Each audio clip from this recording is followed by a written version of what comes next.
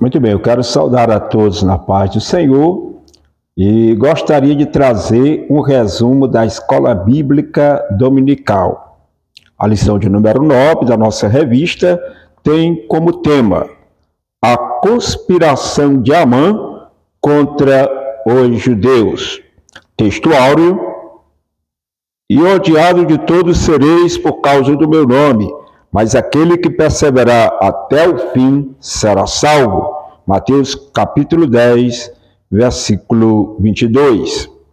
Verdade prática: quando nos tornamos agradáveis ao mundo, é sinal de que nossa fidelidade a Deus está em crise. A leitura bíblica está no capítulo 3 de Esté, o versículo versículo 7 até o 11, no capítulo 4, do versículo 1 até o 4.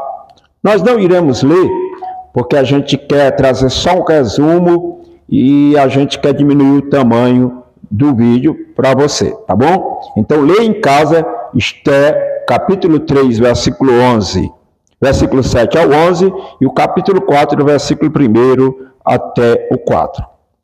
Então, vamos ao desenvolvimento da lição.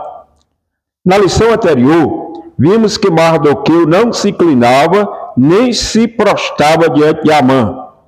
Nessa lição, estudaremos a respeito do plano de Amã para exterminar todos os judeus do reino da Pérsia.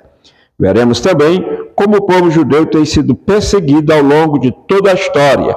Israel sobrevive pela providência divina.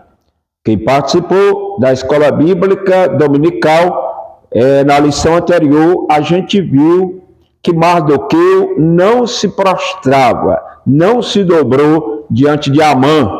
E isso gerou um ódio terrível de Amã contra Mardoqueu. E ao saber que Mardoqueu era judeu, o seu ódio aumentou ainda mais contra o povo judeu, contra Mardoqueu. Primeiro ponto de hoje: o plano odioso de Amã. Intrigas e patologias do poder. A conduta de Mardoqueu incomodou aos demais servos do rei. Eles o questionavam todos os dias: por que traspassa o mandato do rei? Este é capítulo 3, versículo 3. Porque Mardoqueu não se dobrava diante de Amã, e tinha sido uma ordem do rei Assuero que todos honrassem Amã, que ele tinha constituído como o maior do seu reino. Mardoqueu disse apenas que era judeu. Incomodados, seus conservos foram denunciá-lo a Amã, para ver se Mardoqueu continuaria com a mesma postura.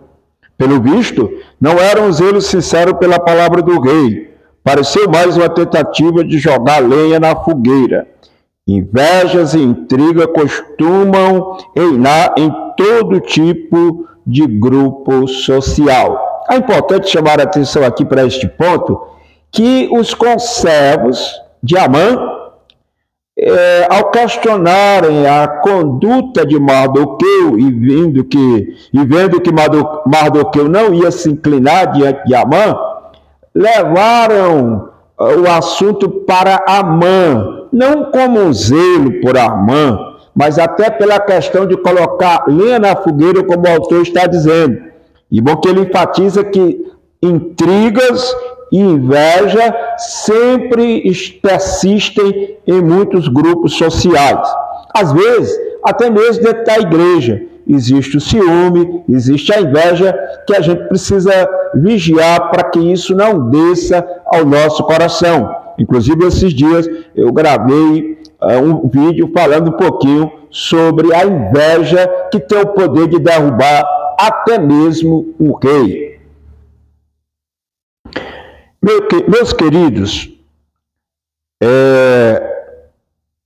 nesse caso aqui, Amã ficou furioso e reagiu de maneira absolutamente desproporcional, revelando uma personalidade doentia, planejou o extermínio de todos os judeus. Quem exerce autoridade em qualquer área da vida precisa agir com serenidade, sabendo que todos temos um Senhor nos céus. Efésios capítulo 6, versículo 9, 1 Pedro 5, 2, 3. Abuso de poder leva à queda. Isso se encontra lá em Provérbios, capítulo 16, o versículo 18. Então, Amã, ele agiu de forma desproporcional. E o comentador aqui fala, é uma grande realidade, que quem trabalha em liderança, quem trabalha à frente com autoridade, precisa agir com serenidade. Ou seja, Amã tinha que ter a serenidade para entender a questão de Mardoqueu, pela sua religião, pelo seu temor a Deus, não se dobrar diante dele. Mas a mente doentia de Amã levou ele a arquitetar um plano de extermínio para todo o povo judeu. O que nós vamos ver através desta lição é que a mão de Deus estava ali para proteger o povo de Israel, o seu povo. E há um versículo na Bíblia Sagrada que diz que Israel é como que a menina dos olhos de Deus. E ai daquele que tocar no seu povo, porque é como se tocasse na menina dos seus olhos. Então tenha muito cuidado, evite o sentimento antissemítico, porque quem se levanta contra o povo de Deus, automaticamente estará se levantando contra o próprio Deus. Amã não sabia em que ele estava se metendo. Ele achou que com a sua autoridade, com a sua representatividade, facilmente ele iria exterminar o povo judeu. Mas tudo isso a gente vai perceber mais tarde que foi um ledo engano na vida de Amã, que levou à sua própria ruína, à sua própria morte. A extensão do plano. O Império Persa abrangia todo o Antigo Oriente Próximo, desde o Rio, indo na Índia, hoje do Paquistão, até o Mediterrâneo Oriental. Incluía parte do norte da África até a Etiópia e se estendia para além do mar Egeu até a Turquia, na Europa. Parte da atual Turquia, Grécia e Bulgária. Em linha reta, de um extremo a outro, eram mais de 4.000 quilômetros. Em todo esse território havia inúmeras comunidades judaicas. Amã planejou a destruição dos judeus de todo o reino de Assuero. Isto é capítulo 3, versículo 6. Isto incluía até os que haviam retornado para Jerusalém. Então a gente vê que o plano de Mardoqueu aqui era um plano diabólico e que trazia aqui toda a província do reino persa. Todos que estavam sob a influência do rei Assuero, aquelas cartas que Amã preparou, aquela armadilha que Amã preparou, era para destruir todo o povo de Israel. Mas nós vamos ver, como eu enfatizei há pouco, que Deus está no controle. Deus jamais deixará que o inimigo toque no seu povo. Astúcia e oportunismo. Amã convenceu Assuero, escondendo sua verdadeira motivação, que era pessoal. Disse que havia um povo no reino que tinha leis diferentes e não cumpria as leis do rei. Por isso convia que fosse exterminado. Isto é capítulo 3, versículo 8. Se Assuero decretasse a morte desse povo, Amã entregaria 10.000 talentos de prata, cerca de 350 toneladas para o tesouro real, o equivalente a 2/3 da renda anual do Império Persa. Isto é capítulo 3, versículo 9. O texto bíblico nos permite entender que Assuero concordou com Amã sem questionar de que povo tratava. Simplesmente tirou seu anel e o deu a Amã. a quem coube definir os termos da carta a ser enviada a todas as províncias, assinada em nome do rei. Nesse episódio, Assuero mostrou-se facilmente manipulável. Amã soube apelar para o seu ego. Liderar requer prudência e sabedoria para identificar desavenças pessoais disfarçadas de motivações aparentemente nobres. Então, Amã foi astucioso. Ele chegou para o rei, claro que ele não foi dizer, temos que matar os judeus. Ele arquitetou um plano e disse que o povo judeu tinha outras leis, ou seja, ele sabia que o povo judeu obedecia à lei de Deus. Todo judeu, ele atende, ele cumpre a lei mosaica, o que a gente chama até do Pentateuco, que está lá no Antigo Testamento, de Gênesis até Deuteronômio, os 5 primeiros livros da Bíblia, que é o Pentateuco. Então, ele colocou na cabeça do rei Assuero que este povo não obedecia às leis de Assuero, então ele tocou aqui exatamente no ego do rei Assuero. Ele envolveu o rei Assuero na sua questão pessoal, mas levando o povo judeu como inimigo do rei. O rei, ele não teve prudência, o rei, ele não teve sabedoria para identificar que isso era um problema pessoal, um problema de Amã contra aquele povo, e simplesmente entregou o seu anel para que aquele decreto fosse estabelecido.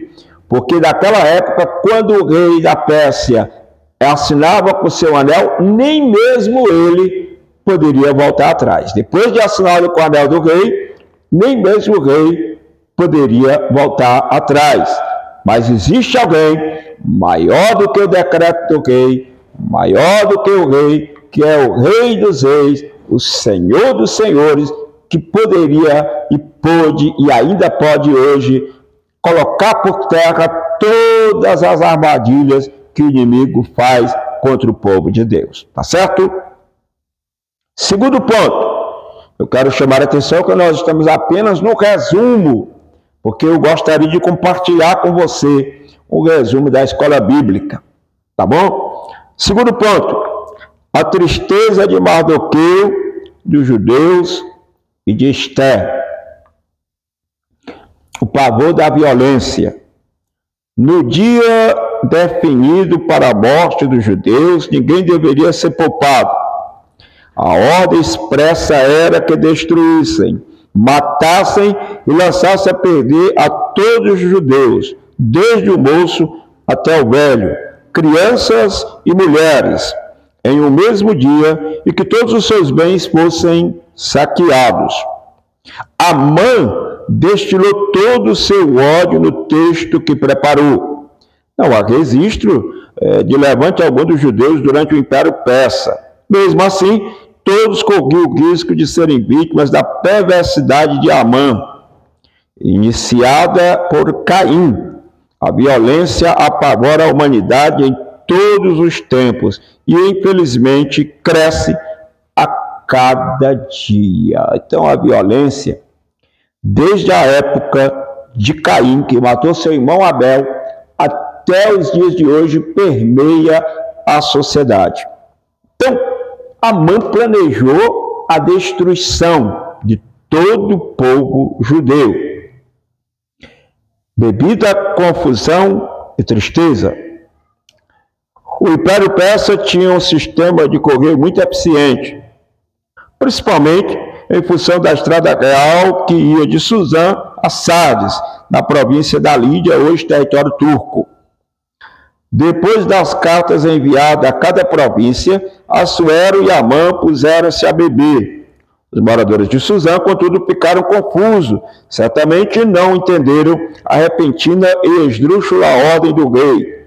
Mardoqueu entrou em profunda tristeza, rasgando suas vestes, vestiu-se de pano de saco com cinza e saiu pela cidade, clamando em alta voz e soltando gritos de amargura. Certo? Este é capítulo 4, versículo 1, que diz: Vamos ver o que diz lá o primeiro versículo, né? Quando Mardoqueu soube tudo quanto se havia passado, rasgou Mardoqueu as suas vestes, vestiu-se de pano de saco com cinza e saiu pelo meio da cidade e clamou com grande e amargo clamor. Então, Esther também ficou muito aflita. À medida que as cartas chegavam às províncias, a reação era a mesma. Havia um clima de luto com jejum, choro e lamentação. Só Deus pode frear a impetuosa maldade humana. Quer dizer, quando essa notícia da destruição do povo judeu chegou em todas as localidades, todas as províncias ligadas ao reino do rei Assuero, ao rei persa, gerou uma tristeza e uma comoção profunda em toda a comunidade judaica espalhada por esse império medo-persa. E você imagina só, chegasse uma carta para que você se coloque no lugar do povo judeu, porque muitas das vezes a gente lê a Bíblia, a palavra de Deus, e a gente vê de uma maneira superficial. Às vezes a gente não se aprofunda para entender, para se colocar no lugar dos personagens bíblicos. Mas preste atenção, imagina só que você está na sua casa, você tem a sua religião, você tem o seu Deus, você tem os seus costumes, e de repente chegasse das autoridades uma lei que no dia determinado, dia X, você, a sua família e todo o seu povo seriam mortos, saqueados os seus bens, e você seria morto. Com certeza isso ia gerar uma comoção terrível, um pavor terrível, um medo da morte, da violência que tem se alastrado de uma maneira tremenda sobre a terra. Mas Deus, como eu continuo batendo na tecla, tem o poder para colocar por terra todas as armadilhas que o inimigo tenta contra o seu povo. Tá bom, meus queridos? Então vejamos o seguinte: crise e clamor. O decreto de Assuero tirou a tranquilidade de todos os judeus e os levou a buscar o socorro divino. Se de um lado havia a fé e a bravura de 50.000 judeus que foram a Jerusalém para retificá-la, liderados por Zorobabel, né? Esdras capítulo 2, 64 a 70, de outro lado havia aparente tranquilidade dos que decidiram ficar em suas próprias habitações, por todo o império persa. Mesmo dentre os que foram a Jerusalém, muitos se dedicaram a construir casas luxuosas, dando pouco valor à reconstrução do templo, como denunciam os profetas pós-exílicos Ageu e Zacarias. Você pode encontrar em Ageu capítulo 1, verso 9, e Zacarias capítulo 8, versículo 9 a 13. Agora todos corriam o risco de ser exterminados, porque muitas das vezes precisamos experimentar crises para buscar a Deus de todo o coração. O correto é fazer como Daniel, que orava em todo o tempo. Somente com a vida de oração constante na casa e no templo podemos vencer todo o mal. Então aqui, o que a gente nota aqui? Que houve uma acomodação por parte do povo. É da natureza humana, quando tudo vai bem, as pessoas não querem mais orar, as pessoas não querem mais ir para a igreja, as pessoas não querem mais ir para as orações, as pessoas não querem mais ir para o culto de doutrina, as pessoas começam a ficar em casa, nos seus afazeres, né? Nas suas ocupações e distrações. O povo que ficou, que não quis ir para Jerusalém, a maioria ficou nas províncias do reinado persa, né? A maioria ficou. 50.000 foram para Jerusalém para a construção do muro, mas a grande parte destes 50.000 estavam mais preocupados em fazer casas luxuosas para si do que darem atenção ao templo do Senhor. É quando Ageu chega até a falar que o salário deles era como quem colocava num saco furado. Por quê? Porque eles estavam dando atenção às suas casas, enquanto que a casa de Deus estava sendo desprezada. Vem cá, deixa eu perguntar uma coisa para você. Será que nós não estamos praticando o mesmo que esse povo? Desprezando os trabalhos da igreja? Desprezando as coisas mais importantes do reino? Será que nós não estamos preocupados em ajeitar nossas casas, nas nossas distrações, nos nossos divertimentos, em muitas coisas que tiram o nosso foco de Deus? Muitas das vezes Deus permite a prova, Deus permite a dificuldade para que nós nos voltemos para Deus. Quando aconteceu esse problema de Amã perseguir os judeus em todas as províncias, lá em Jerusalém e em todas as províncias do reinado lá da Pérsia, os judeus colocaram saco, cinza, se prostraram, buscaram, choraram. O pranto foi grande, porque muitas das vezes o ser humano só busca a Deus quando está na luta, quando está na prova. Mas Deus, Ele quer ver você com comunhão com Ele todos os dias, assim como Daniel, como diz aqui o comentador. Daniel, ele orava 3 vezes ao dia, de manhã, ao meio-dia, à noite. Daniel estava sempre de joelho buscando ao Senhor. E isso nos traz uma lição muito grande, que é necessário a comunhão com Deus para que a gente possa ter a libertação da nossa vida. E Jesus diz, João 8,32, conhecereis a verdade e a verdade vos libertará. Então vamos então agora para o terceiro ponto, para a gente concluir este resumo. O perigo e a crueldade do antissemitismo moderno. Fases do antissemitismo. De forma prática, antissemitismo é a hostilidade sistemática contra os judeus. É possível verificar ao longo da história 3 faces da expressão desse ódio obstinado. Primeiro, antissemitismo religioso, nacionalista e racial. Então, vamos lá. Antissemitismo, primeiro, religioso, segundo, nacionalista e terceiro, racial. No aspecto religioso, destacam-se as perseguições como a do século XIV, quando os judeus foram acusados de serem os responsáveis pela peste negra, que assolou a Europa em 1348. Quer dizer, quando houve aquela questão da peste negra, que foi uma grande pandemia, em 1348, as pessoas colocavam culpa nos judeus. Sempre tentaram colocar culpa nos judeus.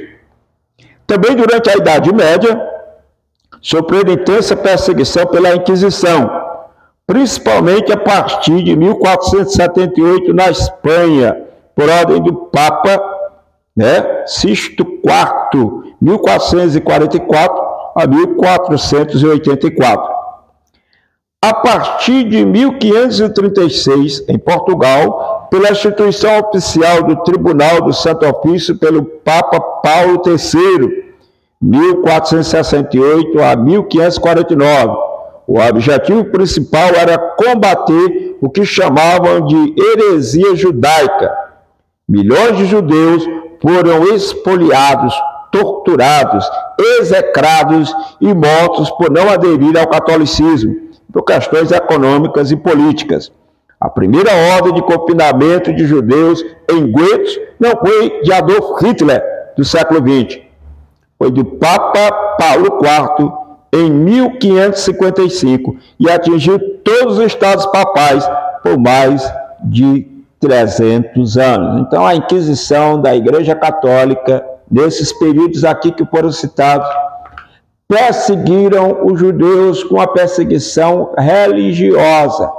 A chamada Inquisição foi uma das grandes pragas da religiosidade moderna. Porque a Inquisição mandou para a fogueira pessoas que não aderissem ao catolicismo. A Inquisição mandou para a fogueira alguns sábios. Queria mandar para a fogueira Galileu, por dizer que a terra era redonda, Galileu Galilei. Então, ela também trouxe aqui a perseguição para o povo judeu, e muitos foram mortos, espoliados, muitos foram perseguidos, foram colocados em guetos, foram colocados sobre prisões por causa da sua religião judaica. Nós não podemos obrigar ninguém à nossa religião. Nós temos que pregar, nós temos que anunciar que Jesus salva, mas não podemos obrigar ninguém a fazer parte de nossa religião. E a Inquisição, que na época foi chamada de Santa Inquisição, mas que de santa não tinha nada, porque a fogueira da Inquisição matou milhares e milhares de inocentes. A história está aí como testemunha. Se você pesquisar no Google, você vai encontrar, se você colocar lá Inquisição, ou o que foi a Inquisição, você vai ter muitos atos brutais narrados nesta história fatídica da religiosidade moderna. Então vamos lá. Meus queridos, o antissemitismo nacionalista e racial. O aspecto nacionalista pode ser visto no século XIX e no início do século XX, na Ucrânia e na Rússia, através dos chamados pogroms, violentos ataques físicos indiscriminados aos judeus. A prosperidade dos judeus causava ódio, alimentado por teorias de conspiração.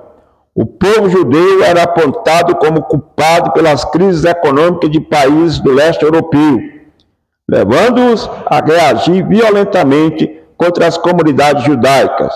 Durante a Segunda Guerra Mundial de 39 a 45, Adolf Hitler, o terceiro Reich alemão, Adolf Hitler, protagonizou o antissemitismo racial ao proclamar a superioridade da raça ariana.